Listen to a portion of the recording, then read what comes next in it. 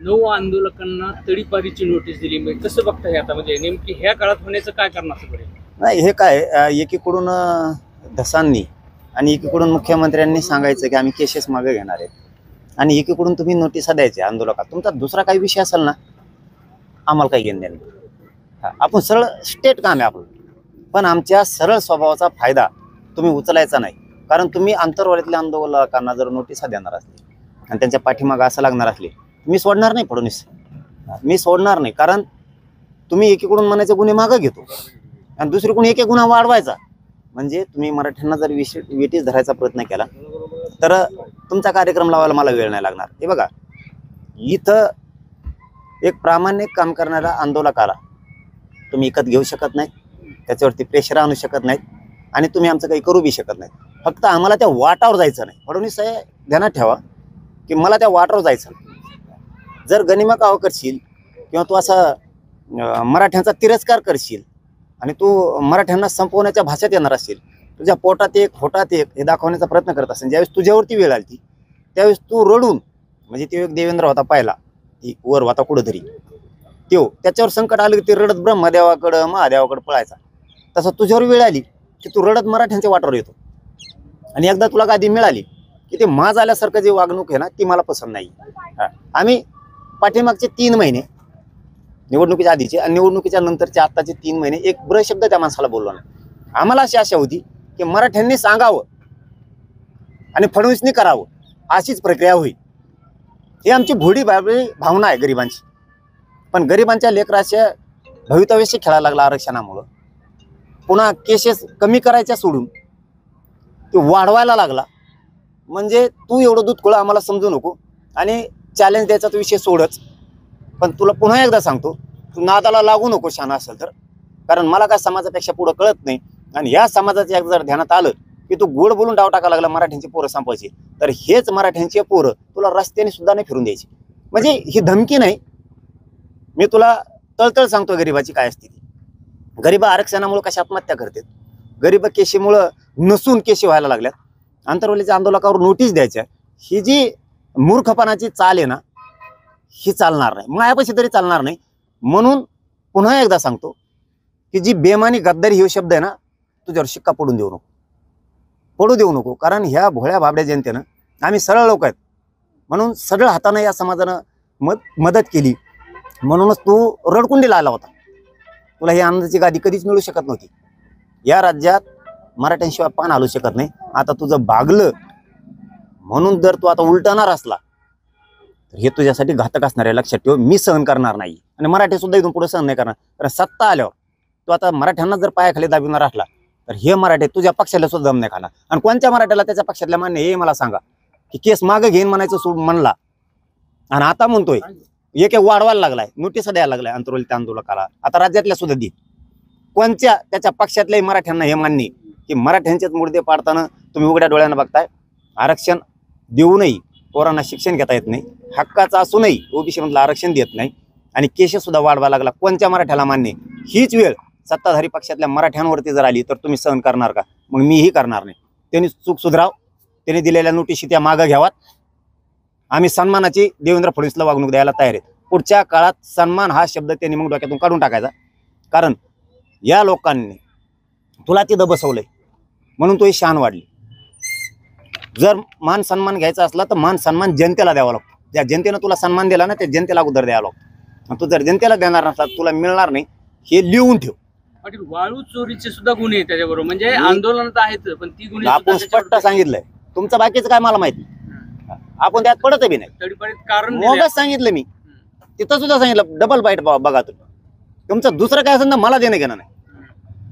पण मराठा आंदोलक म्हणून तुम्ही त्यांना जर नोटीस देणार असल्या तर हे तुमच्यासाठी घातक आहे. बाकीचं तुमचं काय असेल ना मला देणं घेणंच नाही म्हणतो तर, पण तुम्ही आंदोलक म्हणून त्यांना नोटिसा दिल्यात हे देण्यात ठेवा. दोन्ही गुन्हे त्यांच्यावरती. मला बाकीच्याच देणं घेणंच नाही. मराठा आंदोलक म्हणून त्यांना नोटीस आहे हे मला माहिती. बाकीचं मला देणं घेणं नाही, विषय संपला. त्याचा एक महत्वाचा मुद्दा आहे की तुमच्या मेहुण्याला सुद्धा तडीपार केले त्यांनी. असलं काही काढू नका उगाच. नाही म्हणजे सगळं, अरे माझ्या कुटुंबाला विचारित नाही मी तर. ते पाहुणे रावळे कुठे गेले मी सांगतो तुम्हाला, मी सांगून मला काही गरज नाही तुमची सांगायची. मला गोष्ट माहिती आहे माझं कुटुंब मला जवळचं नाही. कुटुंब कसल्या बातम्या करायसाठी येत जाऊ नका. माझ्यासाठी कुटुंब महत्वाचं नाही. मी कुटुंब खाली उतरलंय आंतरवलीची व्यासपीठाहून. कुटुंब आईला आणि बापाला कुणीच उतरू शकत नाही या जगात. असा माणूसच असू शकत नाही की आई बापाला सरळ सांगितलंय पोरग घरी आल्यावर खाली उतरायची तू. मी फक्त मराठा आंदोलक हे शब्द बोलतोय. मग काय ती काय माझे पाहुणे आहेत का याचे वाघुलीचे अमरावतीच्या महिला तडीपार केलेल्या. इथं मी जोपर्यंत आंदोलनात आहे तोपर्यंत मराठा म्हणूनच आहे. हा मग ते माझ्या बापावर जरी केस झाली तरी सोडणार नाही चुकीचं काम असल्यावर. मग पाहुण्याचा तो विषय संपला. पण ह्यात ते जे 9 जण आहेत ना त्याच्यामध्ये मी तुम्हाला आंदोलक पण पुन्हा आहेत ते. पुन्हा तिथंच येतोय. आणि मा बाप ते जर याच्यात असला तरी पाहुणा फिवणा विषयी दबान मा बापासोबत सुट्टी देणार नाही. पण आंदोलक मराठा आंदोलक म्हणून जर तुम्ही त्यांना नोटीस देणार असल्या तर मी आंतरवालीच्याच नाही राज्यातली कोणचीच सहन करू शकत नाही. नोटीस नाही डायरेक्ट तडीपारीच्या हा order तेच काढल्या. काय जे असेल ते मी तर बघितलंच नाही आणखी. बरं. मला ती काल ऐकू माहिती मिळाली म्हणून मी आज सांगितलं की चुकीचं पाऊल उचलू नको. आणि काही लोकांना 6 महिने, काही लोकांना 9 महिने, काही लोकांना वर्षभर असं 3 जिल्ह्यातून कारवाई. तुमचं दुसरं काय असू द्या म्हणतो तर आम्हाला आनंद आहे. तर तुमचं दुसरं काय असू द्या मराठा आंदोलक म्हणून तुम्ही करणं चुकीचं आहे. मला एवढंच माहिती. दुसरं काय असेल ना तुमचा बिनधास्त बघा. एक ब्र शब्द काढल्यावर बोला. आयुष्यात काढा नाही इथून पुढे बी काढणार नाही. त्याची आयडिया अशी की दोन्ही कंबाईन केले ते गुन्हे असं तुम्हाला सांगतो. नाही ते जाणून बुजून आंदोलक गुतवायचे. त्या नावाखाली मराठ्यांचे आंदोलक गुतवायचे. त्यामुळे वाघुलेच्या महिला सुद्धा आंदोलन केलं म्हणून तडीपार केल्या. यवतमाळच्या महिला सुद्धा आंदोलन केल्या म्हणून तडीपार केल्या. बीड जिल्ह्यातले सगळे गुन्हे तिथं नसून सुद्धा लोकांवरती घेतलेत. आता हळूहळू तो प्रक्रिया सुरू करणार आहे. हे पाहुणे रावले मला विनाकारण डागाला विजावू नका. दुसरं कारण शोधलं जाते मुद्दा म्हणून ह्याच्यासाठी. फक्त गुतवायचंय. आंदोलक म्हणून गुतवायचे. मग तुम्ही तिथं नसलात तरी गुतवायचे. बीड मध्ये कित्येक जण तरी नसून गुतलेत कुठं बी. फक्त मी पुन्हा सांगतो हे पाहुणे रावळे फावळे आपल्याला कळत नाही. आपला पाहुणा मराठा समाज, सोयरे मराठा समाज आणि मायबाप सुद्धा मराठा समाज. आपल्याला त्याच्या पुढं कळलं नाही हे मी मराठा समाज समोर सिद्ध करून दिलेले स्वतः. एक महत्वाचा पॉईंट होता की गुन्हे मागे घेणार म्हणून जसांनी तसं आश्वासन पण दिलं आपल्याला. म्हणजे त्या अटीवर आपण कुठेतरी तडजोडीला चांगल्या ह्याला म्हणून आपण सहमत झालो. पण आता हे सगळं उलट होतंय. तर याच्यासाठी तुमचं काय म्हणणं आहे नेमकं सरकारनं काय? नाही त्याला काय म्हणणं आहे. त्याला म्हणण्याची काहीच गरज नाही. तो मुद्दाम करायलाय. आम्हाला उलट वाटलं की जाऊ द्या संबंध वेगळे झालेले असतात जवळ आले पाहिजेत. संबंध असे झालेत तसे झालेत तर नको हे करायला. म्हणतात ना ते गुन्हे मागं घेतो. ते म्हणतात ना ते आम्ही गॅजेट लावतो. ते म्हणतायत ना ते आम्ही नोंदी शोधतो समिती देतो. चला ना आपल्याला समाजाला द्यायचं. ताठवून धरून उपयोग नाही. आपण समाजाला दिलं पाहिजे. मला बदनाम करायसाठी एखादेच पाहुणे रावळे घेतले असतील त्यांनी मुद्दा असंही केलं असेल. मी कुठं गठत नाही म्हणून म्हणजे मी एखादा मुद्दा उठू नाही म्हणून म्हणायचं. मग पाहुण्यासाठी आता मुद्दा उचलायला लागलाय. आणि पाहुणे 2 वर्ष काय पाहुणेच होते काय आपले. हे एखाद्या वेळेस षडयंत्र असू शकतं त्याच्यात. मग बोलती बंद करायसाठी की मग लोक म्हणणार त्याचा पाहुणा आहे म्हणून बोलतोय का काय. इथून मागं सुद्धा आंदोलन मी गुन्हे मागं घ्यावात म्हणूनच केलेलं आहे. आणि गॅजेट लागू व्हावात म्हणूनच. एखाद्या वेळेस तोंड बंद करायसाठी सुद्धा मी म्हणू नये बा पाहुणा आहे मग ते कोण त्याची टीम उठणार. धनंजय मुंड्यासारखी टोळी त्याजवळ फडणवीसजवळ धनंजय मुंड्यासारखी टोळी पैसे कमिणारी काढणारी ती म्हणन एखाद्या वेळेस की मग पाहुण्यामुळे उठला काय हो म्हणून एखादं मला तोंड बंद करायसाठी केलं असत. मला पाहुणा रावळा काही नाही. बाप मी आई बापाला किंमत देत नाही समाजापुढं. शेवटचा घेतो पाटील. 15 तारखेचं आपलं जे साखळी उपोषण तुम्ही स्वतः तिथेच असणार आहे कंटिन्यू आणि बाकीचे गावं लोक एक गाव देणार असंच आहे ना? हो 15 तारखेपासून सकाळी उपोषण सुरू होणार. आणि मुंबईला सुद्धा ग्राउंड बघायला जाणार आहेत आम्ही. केव्हा जाणार आपण? कारण आम्हाला नाही तारीख आम्ही उद्या परवाच्याला डिक्लेअर करतो. 2-4 दिवसात ती तारीख डिक्लेअर करतो आम्ही. कारण माझ्यासाठी गॅजेट लय महत्वाचे. माझ्यासाठी गोरगरिबांच्या मराठ्यांच्या पोराचं आरक्षण लय महत्वाचं आहे. आणि ते शिंदे समितीकडे म्हणजे कायद्याकडे सगळे सोयरीची अंमलबजावणी महत्वाची. अंमलबजावणी सुद्धा महत्वाची. आणि गुन्हे हे राज्यात लाखो झालेले. JCP लावली म्हणून गुन्हे दाखल केलेत. JCP लावली म्हणून साखळी उपोषण केले म्हणून गुन्हे दाखल केलेत. मुंबईला जाताना केलेत. काही जागेवर तर काहीच नसून नुसतं तोफा कमवाजेल्या म्हणून केलेत. एका पोराने ते कमेंट टाकली तेव्हा काय मा पाहुणा नाही. हे बहुतेक तुमच्याकडून शब्द आला याचा अर्थ मला असा दिसतोय की मा तोंड बंद करायसाठी हे केलं असं. मुद्दाम एखादं नाव घुसळीला असं पाहुण्या रावळ्याचं म्हणून म्हणायला होईल त्याचा पाहुणा आहे म्हणून हे बोलतोय याचा पाहुणा आहे म्हणून बोलतोय. बहुतेक आता ते माझा क्लिक झालं थोडंसं. आता मला माहित नाही तुम्ही सांगितलं म्हणून माहीत झालं. बहुतेक हे तोंड बंद करायचं. मग आता मी बोलायला जावं गुन्हे मागे की म्हणते त्यात पाहुणा आहे म्हणून म्हणतोय का.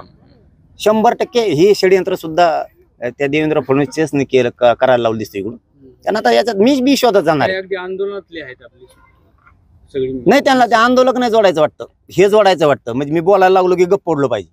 आपण त्याला माहित नाही देवेंद्र फडणवीसला मी समाजापुढं आईबापांना सुद्धा जवळ केलेलं नाही. कारण लोकांना वाटू नये समाजाचं व्यासपीठावर आईबापा बसवायला लागला म्हणून त्यांना सांगितलेलं व्यासपीठाच्या खाली व्हायचं, घरी गेल्यावर मी तुमचा आहे, हे समाजाचं आहे. म्हणजे आईबापांना सुद्धा या समाजाला मायबाप म्हणून मी दूर केलेलं आहे. पाहुण्या रावळ्याला तर मी जवळ सुद्धा उभं राहून देणार नाही कधीच. समाज म्हणून आंदोलक म्हणून तुम्ही ज्याच्यावर गुन्हे दाखल करता, मग तसंच पाहिलं सगळं राज्यच पाहुणा आहे. मग आता कर होता का 302 करता? मग चाल जाऊन द्या, सगळेच मराठी पाहुणे आहेत. हा, कोणचा पाहुणा नाही दाखवा त्याच्यात, कोण नाही पाहुणा. हे नाशिकून आलात तुम्ही, आहेत का नाहीत पाहुणे? मग आहेत का नाहीत गुन्हे तुमच्यावर बी? आता काय देवेंद्र फडणवीसकडे उत्तर, अख्खे मराठी राज्यातले 6 कोटी मय पाहुणे. मग आता उद्या असं म्हणणार का तुम्ही की तो ह्या पाहुण्यावर गुन्हा दाखल झाला म्हणू नको गुन्हे मागे? पुरं मराठीच पाहुणे आहेत राज्यात, प्रत्येक जातीत आपले पाहुणेच आहेत सगळे. मग आता नातं जोडीत बसायचं का? दलितात आहेत, मुस्लिमात आहेत. एका दलितावर जर गुन्हा दाखल झाला तर दुसऱ्या दलिताने बोलायचंच नाही का? मग त्याला म्हणणार तो पाहुणा आहे म्हणून बोलू तू. मग आता असं सुरू आहे का? एखाद्या धनगर बांधावर जर गुन्हा दाखल झाला आणि एखादा धनगराचा बांधव जर ते मुद्दा उचलायला लागला, आपण म्हणणार त्याचा पाहुणा आहे देव म्हणून बोलू तुम्ही. मग त्याच्या बाजून धनगराने उठायचंच नाही काय? एखाद्या मुस्लिम बांधावर जर गुन्हा दाखल झाला आणि एखाद्या मुस्लिमांनी जर प्रश्न उचलला तर बाकीच्यांनी म्हणायचं मग सरकारने त्याचा पाहुणा आहे रे ते मुसलमान म्हणून ते उठलाय.